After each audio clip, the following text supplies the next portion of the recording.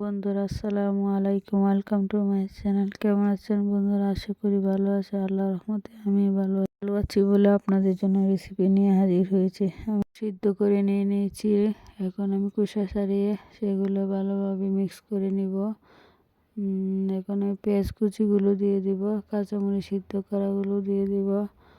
এবার আমি স্বাদ মতো লবণ দিয়ে দেব, 1 চামচের মতো ধনিয়া গুঁড়ো দিয়ে দেব, 1 চামচের মতো জিরা বাটা দিয়ে দিলাম, 1/2 চামচের মতো হলুদ গুঁড়ো দিয়ে দিলাম এবং 1 চামচের মতো আদা বাটা দিয়ে দিলাম।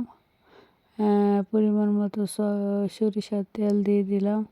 এখন আমি এটাকে ভালোভাবে মেখে মিক্স করে নিব এবং এটা আমি কড়ার মধ্যে তেল দিয়ে ভালোভাবে ভেজে নিব। আমার ভিডিওটা কেটে গিয়েছে সেজন্য দেখাতে পারিনি।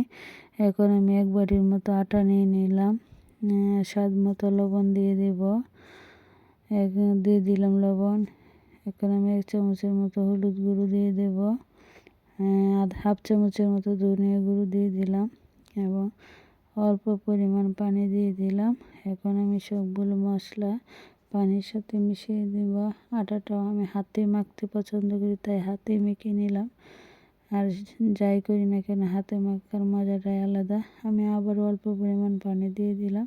এভাবে আস্তে আস্তে করে পানি দিয়ে সেটাকে ভালোভাবে মেখে নিতে হবে, যাতে কুটি কুটি ভাবটা না থাকে। দেখেন আমার পেস্টটা অনেক সুন্দর হয়েছে। এবার আমি পাতিল বসিয়ে দিলাম। পাতিলটা গরম হলে পেস্ট দিয়ে দিব এবং এটাকে আমি নাড়াচাড়া করে রুটির মতন করে বড় করে নেব। দেখেন আস্তে আস্তে করে আমি বড় করে নিতেছি। এভাবে আস্তে আস্তে করে দেখেন সাদা অংশটা কেটে যাচ্ছে, বোঝা যাবে এভাবেই হয়ে যাবে। এখন আমি ভর্তাটা দিয়ে দেব।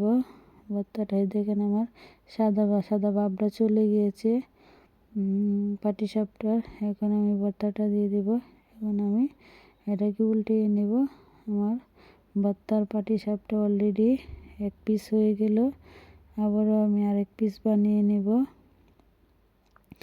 আবারও দিয়ে দিলাম, পেস্টটা দিয়ে দিলাম।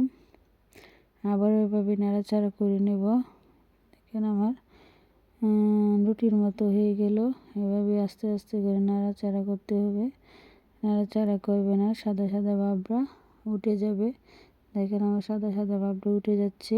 এবার ভর্তা দিয়ে আরেকটা পাটিসাপটা পিঠা বানিয়ে নিলাম।